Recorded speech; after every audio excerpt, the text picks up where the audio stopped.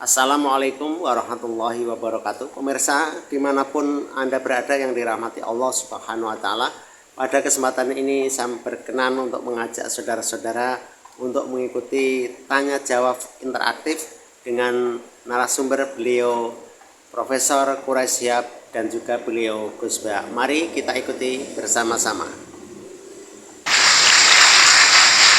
Terima kasih Gus Bah dan Pak Quraish.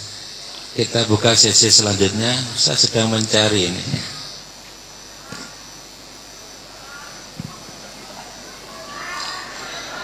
Yang satu yang paling ujung sana, ya.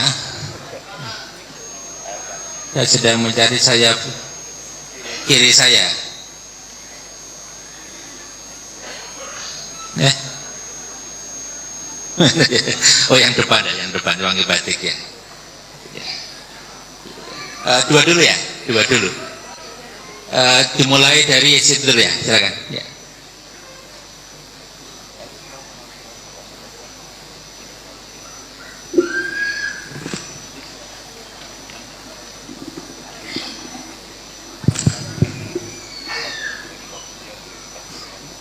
Iya, baik, terima kasih.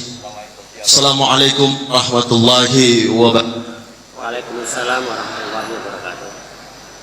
Iya, terima kasih atas kesempatan yang diberikan kepada kami. Perkenalkan, nama saya Abdurrahman, mahasiswa Magister Ekonomi dari UIN Sunan Kalijaga, Yogyakarta. Saya berasal satu pulau dengan Prof. Quraish Shihab. Saya dari Provinsi Sulawesi Tengah. Izin bertanya, KB Prof, hari ini kita berbicara tentang visi dari Al-Quran untuk menjawab tantangan zaman. Akan tetapi dinamika yang sering terjadi di tengah-tengah kita di masyarakat, banyak orang yang memahami agama, banyak orang yang memahami Al-Quran, atau bisa kita sebut dalam tanda kutip, mereka entah itu seorang ustadz, seorang dai, seorang kiai, dan ulama dan sebagainya. Akan tetapi justru mereka yang paham tentang hal itu masih banyak membuat hal-hal kontroversi di tengah-tengah masyarakat. Dan kalau menurut pandangan kita sebagai masyarakat awam, sekelas ulama, sekelas ustadz, sekelas kiai, harusnya mereka lebih paham dari isi-isi Al-Quran dan agama itu sendiri. Akan tetapi masih banyak dinamika yang terjadi, masih ada mereka yang berselisih paham, masih banyak lisan-lisan mereka yang mengeluarkan kalimat-kalimat bahkan sampai menghina. Saya beri satu contoh yang nyata terjadi di tengah-tengah kita. Di pertengahan tahun 2025 ada seorang gus, seorang ulama yang dengan ringan mengeluarkan kata kalimat dari menyebut ulama kami dari Sulawesi Tengah dengan perkataan monyet dan lain sebagainya. Hal ini kan tak pantas keluar dari lisan seorang yang paham tentang agama dan lisan. Mohon pertanyaannya. Iya, kiranya bisa diberikan pandangan dari Prof dan juga Gus Bah terkait hal-hal tersebut. Terima kasih. Wassalamualaikum warahmatullahi wabarakatuh. Waalaikumsalam warahmatullahi wabarakatuh. Terima kasih. Selamat datang Prof. Ova. Berkenan bergabung bersama kami ya di depan ya. Ini Prof. Ova, Rektor Universitas Gadjah Mada, putri dari Rektor UII. Prof. Jaini Dahlan, bukan saya. Baik, selanjutnya yang di ujung sana tadi, mana tadi? Di sini, yang pakai ya. Sudah pindah di depan sini, Prof. Oh, situ ya, silakan. Ya, Assalamualaikum warahmatullahi wabarakatuh. Waalaikumsalam warahmatullahi wabarakatuh. Nama saya Faizatul Ansoriyah, Prof. Dari UNS. Seperti ya. Ya, suatu saat berdoa Prof. Quraish dan Gus Bah kersa rawuh di UNS. Tadi sempat tersindir karena meninggalkan fardu ain ngajar hari ini. Tapi sudah dipindah besok kok Gus, jadi insya Allah aman seperti itu. Ada banyak pertanyaan karena sudah bercita-cita lama sowan ke Prof. Quraisy dan Gus Baha. Hari ini baru lihat tadi malam posternya, langsung dengan teman saya satu dari fisik UNS Prof. Kita langsung berangkat pagi ini, sempat terdampar di lantai 3 tadi, tapi semangat 45 pindah ke bawah, akhirnya dapat tempat duduk meskipun di belakang. Alhamdulillah. Pertanyaan saya sebelum ke sesuai yang visi Al-Quran menjawab tantangan zaman, karena itu memang menjadi problematika kami sebagai pendidik terutama di perguruan tinggi. Satu pertanyaan saya yang sangat menggelitik dari dulu, kalau bisa soal Gus Baha, saya pernah ditukani Gus Baha dulu terkait dengan zakat Gus, dan saya laksanakan sampai hari ini insya Allah. Pertanyaan saya yang sering muncul di IG atau apapun itu, pernyataan ngendikanipun Gus Baha yang terkait seperti ini, hidup itu mudah, yang penting jangan maksiat dan bermanfaat untuk orang lain. Tapi itu kan susah Gus. Itu Gus. Itu kalau saya ngajar dasar logika ini jelas kontradiksi Gus. Itu pertanyaan saya yang sudah saya simpan lama, dan alhamdulillah hari ini meskipun terdampar di belakang, alhamdulillah Prof. Rektor bisa melihat kami dari UNS. Saya tadi ke panitia yang dari luar kota juga boleh, ini Prof. Akilan harus bertanya. Sebelum terus Prof atas waktunya. Yang kedua, ini kegelisahan kami Prof. Quraisy, Gus Baha sebagai pendidik, bukan hanya mendidik anak kami, tetapi banyak anak-anak yang istilahnya kita sebagai pendidik kadang dihadapkan pada satu satu kondisi ketika anak memang betul-betul dibuat secara akademis itu pintar gampang, karena tinggal di leske, yang penting ada uang dan seterusnya, itu kapitalis. Karena masuk UI juga bayarnya lumayan ya Prof.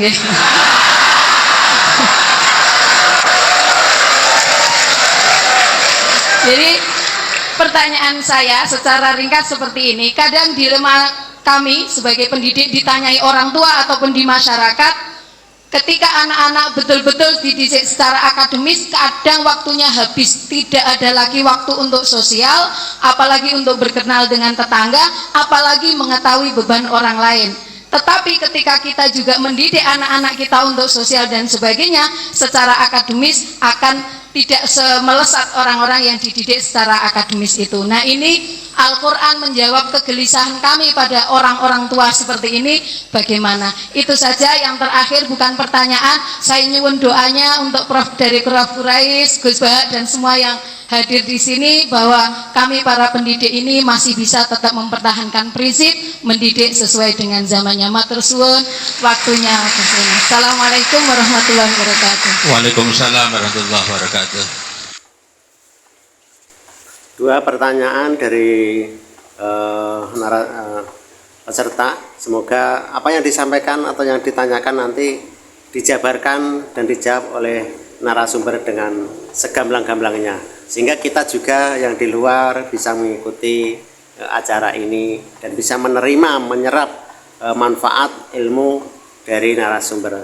Terima kasih. Kita lanjutkan lagi. Terima kasih, karena tadi UI disenggol, saya senggol balik. Di UI Bapak, itu tiap tahun kami memberikan beasiswa sekitar 1.500 paket. Saya jawab Prof. Anak saya semoga besok dapat beasiswa. Amin. Ya, Pak. Ada untuk apa, ada untuk hal yang hafidh, untuk pondok pesantren dan lain. Silakan ketik pmb.ui.ac.id. Baik Ibu Bapak, yang sebelum ini menyampaikan tadi ada yang menarik Gus Baha sama Prof. Quraisy. Ini terakhir minta doa. Karena tadi Gus Baha pagi tadi bilang, sekarang sama Kiai tidak minta doa, minta selfie katanya. Nah ini tadi minta doa, alhamdulillah. Jadi ada dua pertanyaan Prof. Quraisy dan Gus Baha. Yang pertama tadi, bagaimana menyikapi situasi ada orang paham agama kok suka membuat kontroversi. Kemudian yang kedua tadi ada dua pertanyaan, hidup itu mudah, yang penting jangan maksiat, itu kan susah Gus, kira-kira gitu. Kemudian yang kedua adalah bagaimana ini dilema mendidik anak antara akademik, agama, sosial dan lain-lain. Ya, monggo dimulai dari Gus Bah ya. Ya, yang anak muda. Bismillahirrahmanirrahim. Tadi yang tetangganya Pak Kures yang jawab saya, kalau sama tetangga nanti basa-basi.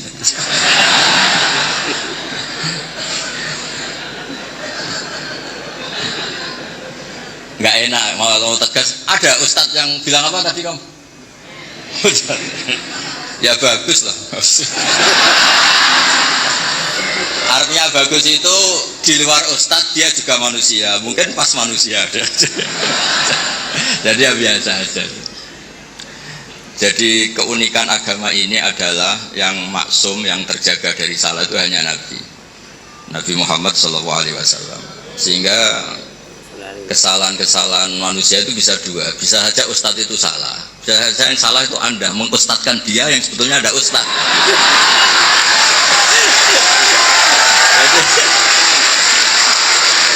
Mengustadkan orang yang sebetulnya tidak Ustadz.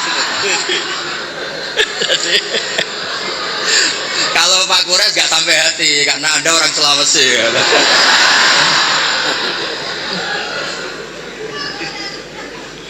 Ya, ini yang dari UMS ya? UNS Solo itu. Itu yang penting yang terakhir aja dapat beasiswa tadi doanya. Begini ya, saya memang sering kalau boleh dibahasakan dalam fikih itu fatwa. Gak penting toat banget sepenting tidak maksiat. Itu tuh mudah penting tidak maksiat. Sesuatu itu bisa sangat akademik, sangat keilmuan. Misalnya kita bilang racun itu membunuh. Itu yang mengatakan itu sudah memenuhi kewajibannya mengingatkan kalau racun itu membunuh. Ketika ada orang yang tetap minum racun itu bukan kesalahan yang mengingatkan, kesalahan yang tetap minum racun. Dan kenapa menjadi mudah? Karena untuk memenuhi kebutuhan haus itu nggak perlu racun sehingga mudah. Maksiat juga sama, saya sering bilang, bapak saya itu nasihat paling sering itu kalau ada hiburan mubah, hiburan yang dibolehkan Allah kok kamu seneng tuh nikmati. Makanya itu sirinya kiai-kiai itu suka gojol-gojolkan, suka guyon, suka ngomong yang nggak penting. Itu sebenarnya perlawanan dirinya, mungkin ya tetap namanya manusia ingin maksiat. Tapi ternyata untuk ceria, untuk senang itu nggak sampai seperti itu. Pernah ada kiai itu nggak pernah tahajud, nggak pernah witir, tapi tiap malam tuh guyon. Suatu saat ada yang tanya, kenapa engkau kiai sering guyon? Dia bilang, saya ini termasuk jenis yang agak-agak hiper gitu. Jadi untuk melupakan itu harus guyon terus itu. Jadi yang penting itu nggak maksiat, itu memang penting. Nah nanti kalau makom itu dinaikkan lagi, wakurrotu aini fi sholat, memang hiburannya itu sholat. Makanya Nabi itu, Aisyah itu cantik, Sayyidah Aisyah itu cantik, dan kalau tidur itu sengaja ditelentang di depan Nabi. Perlu dicatat Aisyah itu perawan dan cantik. Itu Nabi tetap sholat. Kenangannya Sayyidah Aisyah, kalau sujud kaki saya tak tekuk, tapi kalau beliau berdiri tak sholat lagi, tetap saja sholat. Malah beliau pamit, dari ini ata'abbadu li Rabbi, saya pamit ya maklumi, saya ini baru asik dengan Allah. Ini pasti hadirin nggak terima semua. Wah itu nggak bisa, Gus, berat itu. Kalau menurut saya Anda lebih bisa, karena istri kamu pasti nggak mau. Jadi nggak mau. Itu pernah ada hadis, ini betul, ini hadis sahih. Suatu saat Nabi itu sudah sholat di majelis, sudah mau takbir, ingat belum mandi junub. Ini kan kulil haqqo ya. Terus Nabi pulang terus mandi junub, terus bilang saya lupa nggak mandi junub, makanya saya pulang mandi junub terus sholat. Ada yang tanya, Gus, masa Nabi gitu? Ya kan ngumpuli istri itu kan halal, kenapa ada janggal? Masalahnya Gus, kita kiai Indonesia tidak akan ngalami itu karena maunya itu jarang. Artinya gini, guyonan-guyonan to'at, guyonan-guyonan mubah itu bikin setan itu putus asa. Makanya resepnya Allah itu kul bi fadlillah wa bi rahmati fa bidzalika falyafrahu. Coba ini majelis yang hadir banyak, padahal di sini nggak ada orang buka aurat, nggak ada yang jorok-jorok, karena sebenarnya kita ini baik, kita ini menang. Saya yakin setan hari ini mungkin stroke, mungkin baru periksa itu, mungkin baru di ICU itu. Karena ya tadi, kok bisa kebaikan? Jadi Anda kalau ingin melihat di Quran itu ada ayat inna kaida syaitani kana dhaifa. Setan itu sebenarnya lemah. Kalau setan sukses berarti gak ada orang ngaji, gak ada orang sujud, gak ada orang bersedekah, gak ada orang puasa. Ternyata tambah hari tambah banyak. Bahkan lembaga keislaman itu diuniversitaskan jadi Universitas Islam Indonesia itu tadi. Yang dikomplain katanya mahal tadi itu terus rektornya nggak terima. Itu yang lain harus terima kan, nggak punya kepentingan menjawab. Yang punya kepentingan kan rektor. Jadi nggak terima kalau solehnya nggak diungkapkan tadi. Berapa yang beasiswa? 500. Saya punya riwayat hadis. Abi Quraisy pasti tahu. Ada kata-kata gini di beberapa kitab-kitab hadis, tapi model kitab hadis yang model wali. Karangannya Abu Nu'aim al-Asfihani. Hadis itu kan ada Bukhari, Muslim, ada hadis yang tiba kayak Abu Nu'aim, termasuk muhaddis besar. Laisa syai'un asyadda ala iblis wa junudihi minas syayatin wala aktsara li bukaihim min ayyara musliman sajidan. Tidak ada sesuatu yang bikin iblis itu nangis, bikin iblis itu susah dibanding atau daripada melihat orang-orang Islam itu bersujud. Jadi sebetulnya kekalahan iblis itu berkali-kali. Orang masih ingin memahami Quran, termasuk yang dari Sulawesi tadi, orang ingin masih punya kiai yang baik, tidak misoh-misoh. Ya harus dimulai dari memilih kiai yang baik. Kita ini kan wong salah pilih kok marah-marah sendiri, ini gimana? Kan repot itu. Makanya kalau istri Anda sering marah-marah itu yang salah istrinya apa pilihan Anda coba?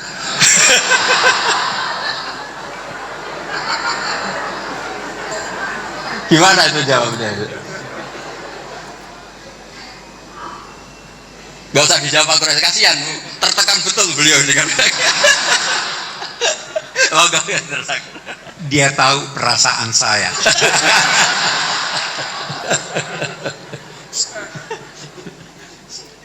Sudah terjawab semua, apalagi ada Oke, saya berbicara secara umum. Yang pertama dulu, agama ini intinya adalah akhlak. Nabi diutus untuk menyempurnakan akhlak. Akhlak terhadap Tuhan, akhlak terhadap manusia, akhlak terhadap binatang, akhlak terhadap air. Saya tidak buka ini. Saya berdua dengan Gus Baha. Karena kalau sudah terbuka akan dibuang. Kita harus punya akhlak terhadap air. Ya kan? Nah, jadi inti agama ini akhlak. Yang kedua,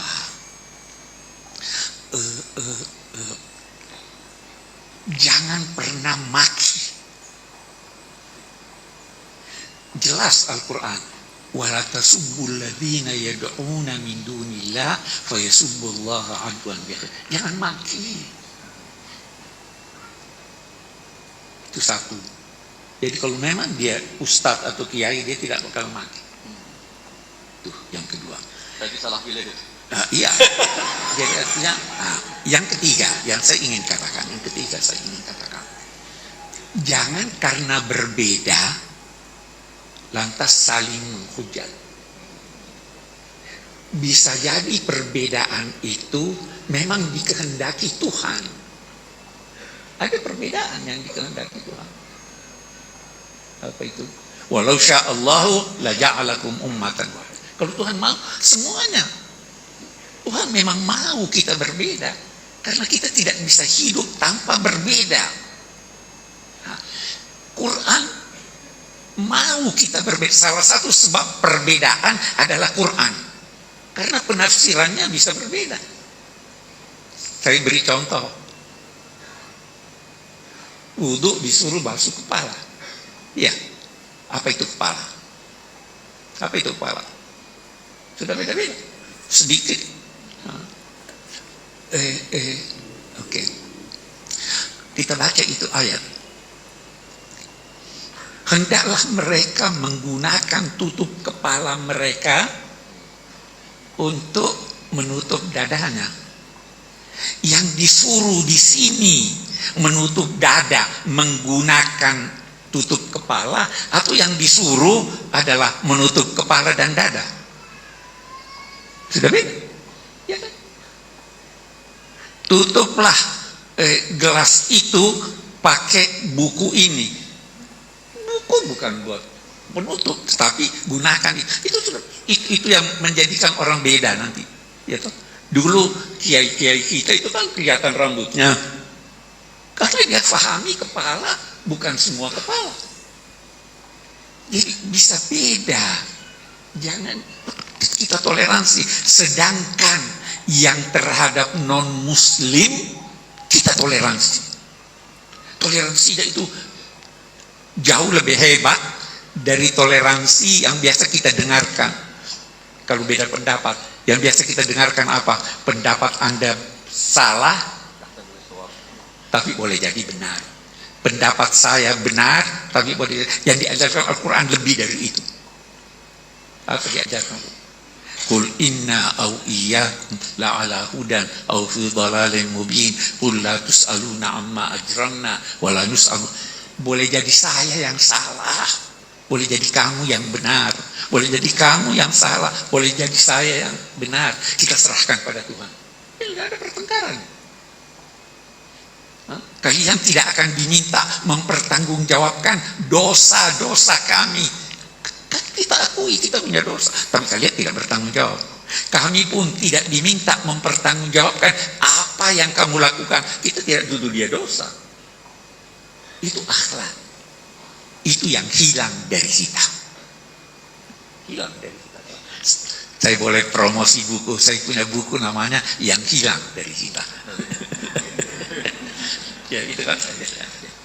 Terima kasih Gus Bah dan Prof. Quraisy.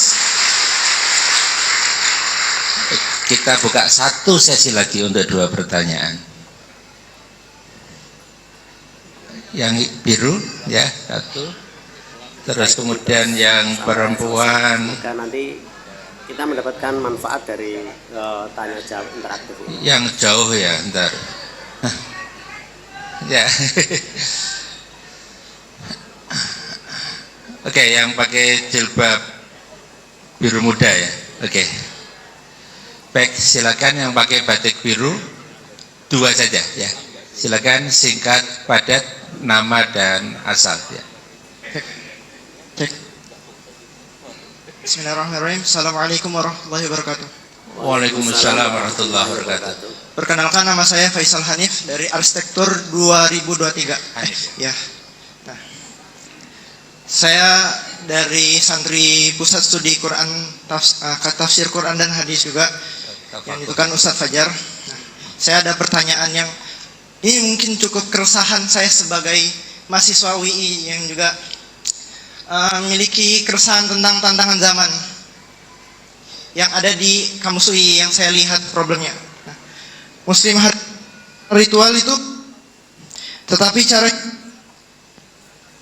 Putus-putus ya. Ada mikrofon lain nggak ya? cek.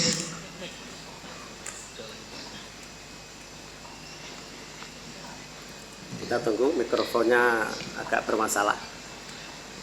Muslim hari ini secara ritual bertauhid, tetapi cara hidupnya menggunakan moral sekular dan pragmatis.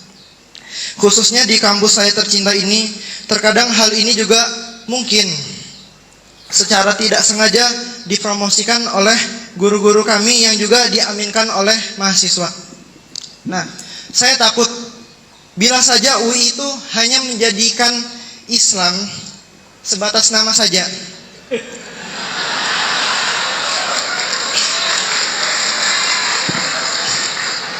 Yang padahal UI memiliki dasar catur dharma untuk menegakkan dakwah Islamiyah. Jadi kayak punya dasar yang kuat untuk menegakkan moral Islam gitu.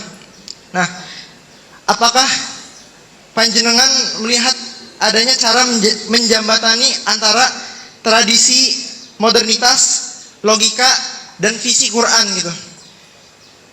Karena ya yang saya cukup resahkan ya di kamus ini, kamus Islam, tapi cukup banyak tantangan moral yang ini tuh bukan Islam gitu.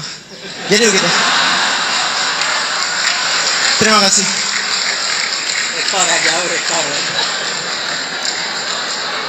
Baik, terima kasih Mas Hanif ya. Satu lagi ya Gus Bah ya sama Prof. Quraisy ya, sana. Bismillahirrahmanirrahim. Assalamualaikum warahmatullahi wabarakatuh. Waalaikumsalam warahmatullahi wabarakatuh. Perkenalkan, nama saya Kusmiatin dari pelosok desa Kabupaten Trenggalek, Jawa Timur.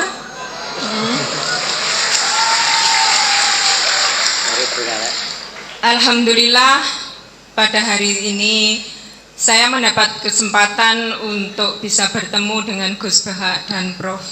Quraish Shihab. Lantaran anak saya dua-duanya kuliah di sini dan bekerja di sini.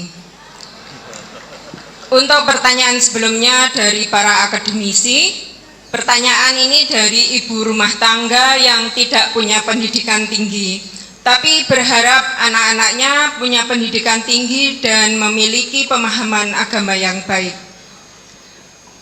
Saya ceritakan latar belakangnya dulu. Anak saya pertama sudah lulus S2, selesai 30 juz,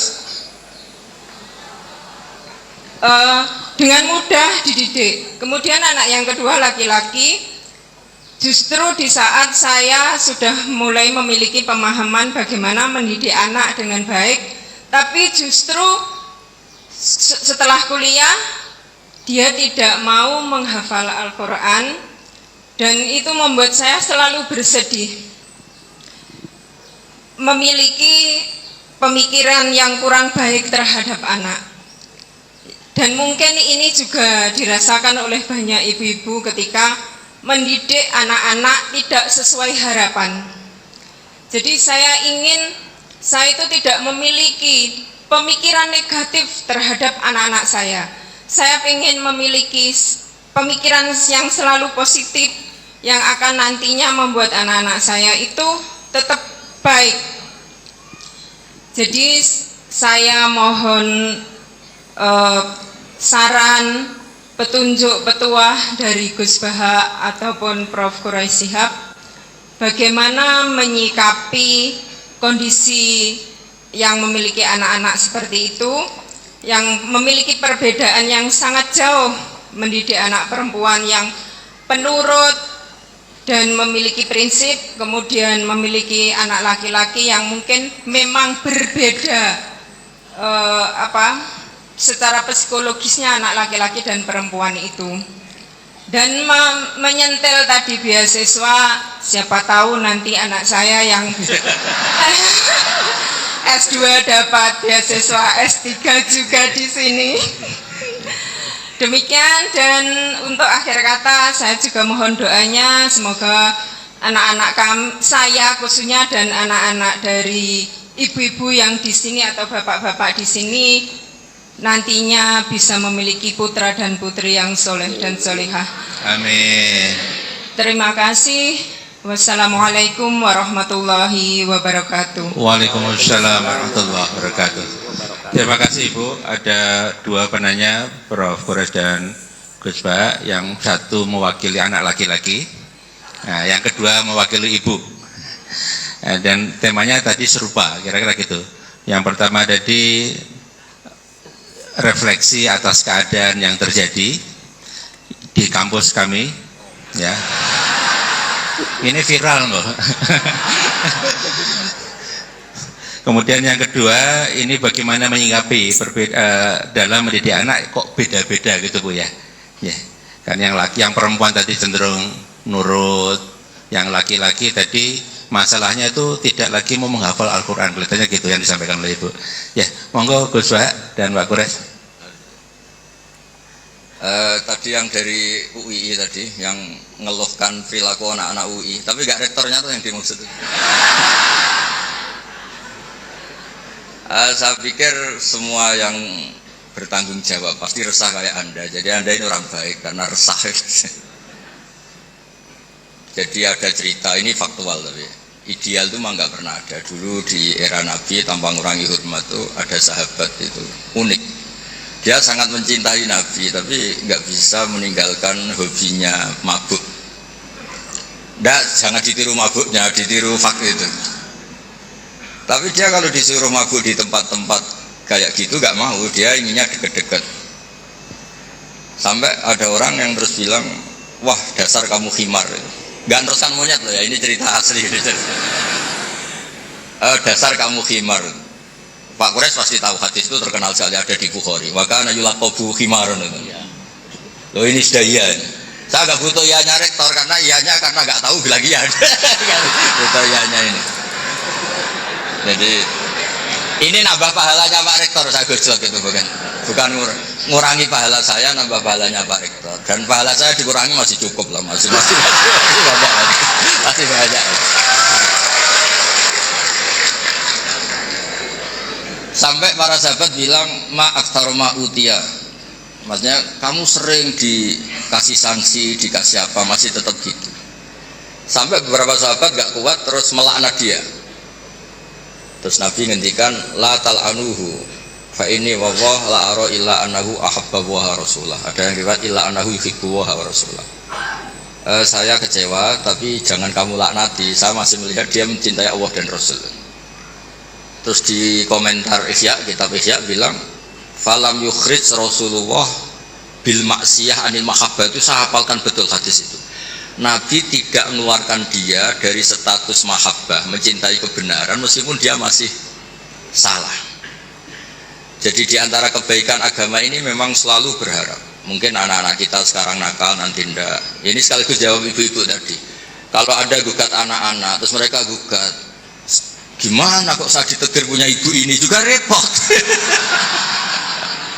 Jadi repot juga kan.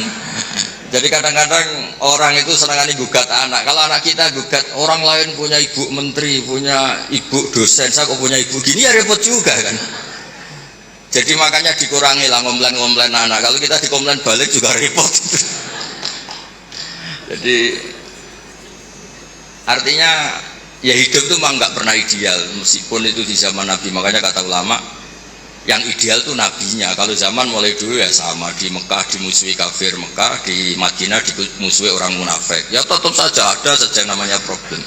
Karena dunia ini liyabluwakum ayyukum ahsanu amala.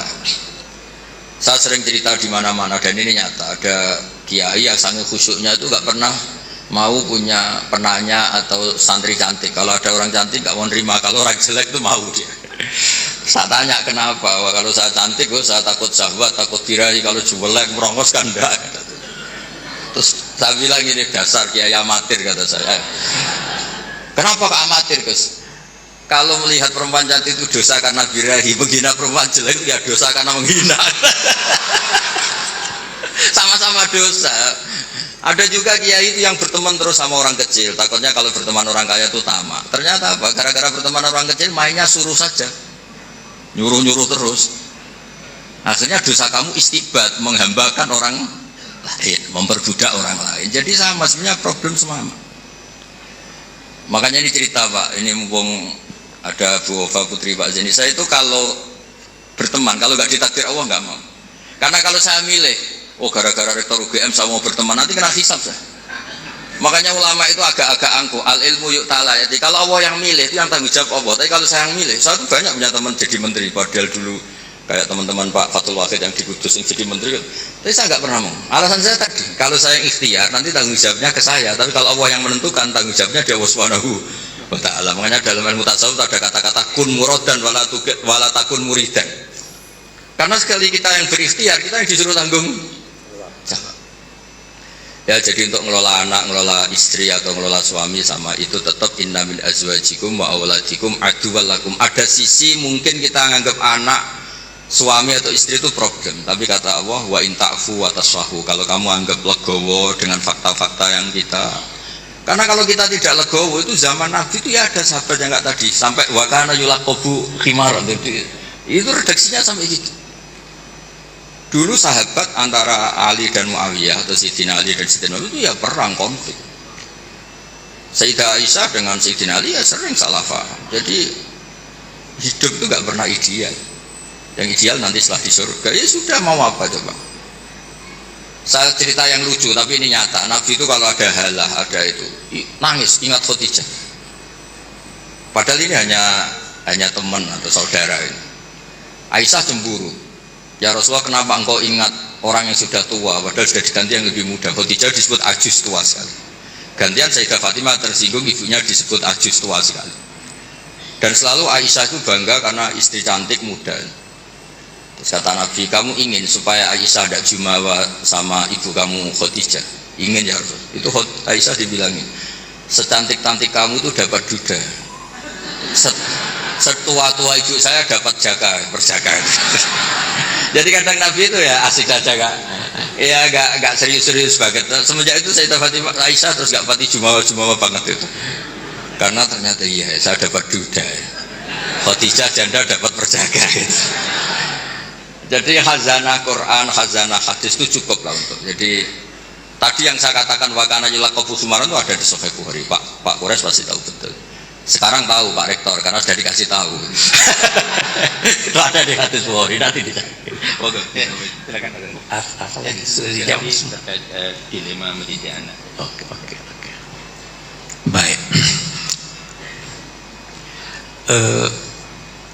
Ada ucapan Sayyidina Ali yang saya kira kita perlu perhatikan semuanya.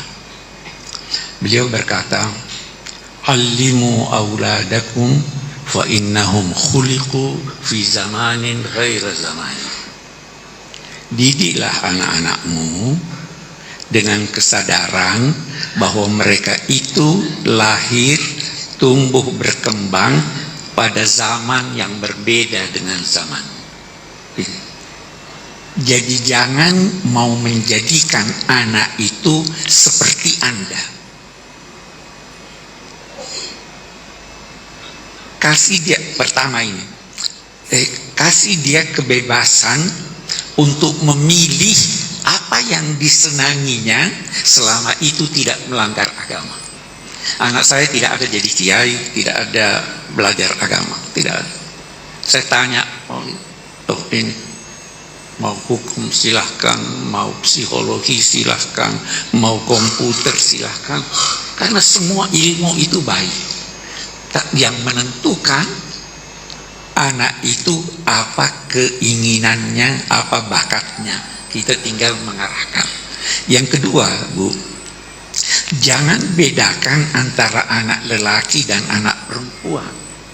Oh, perempuan itu gasnya di dapur, anak boleh pergi. Oh, kamu tidak boleh keluar, kamu perempuan.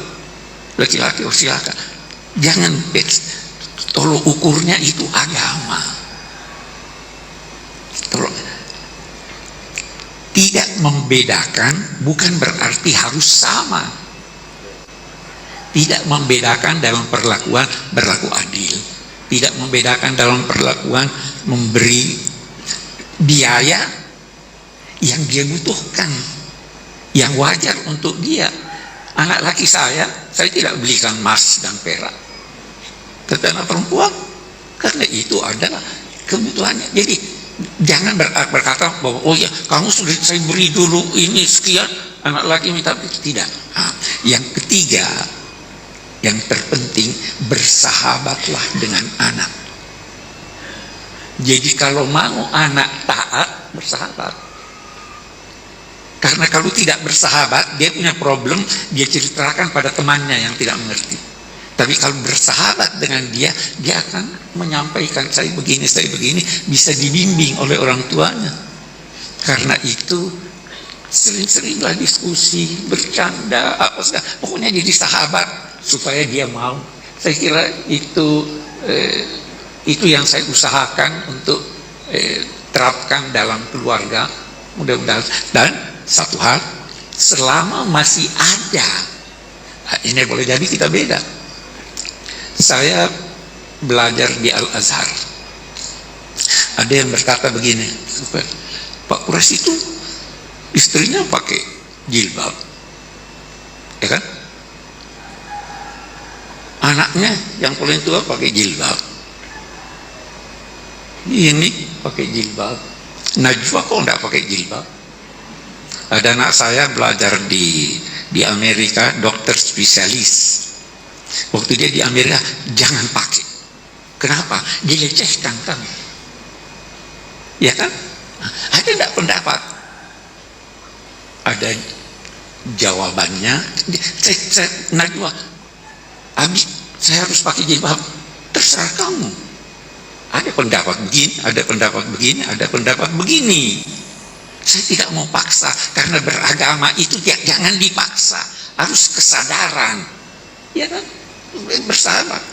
Terus itu yang dia jawab, Tuhan tidak bertanya 5 tambah 5 berapa, karena jawabannya cuma 1. Tuhan bagaikan bertanya 10 berapa tambah berapa. Kita bisa beda-beda. Ya kalau dia mau begitu dan itu dia sadari dan memang ada yang berpendapat begitu, silakan, saya tidak bisa paksa. Dia sudah bertanggung jawab sendiri. Anak saya yang laki sekolah di Australia di bidang komputer. Setelah selesai, saya masih ingin dia lanjut, tapi dia sudah tidak mau lanjut. Saya mau berbisnis, sudah mau ini, ya silakan.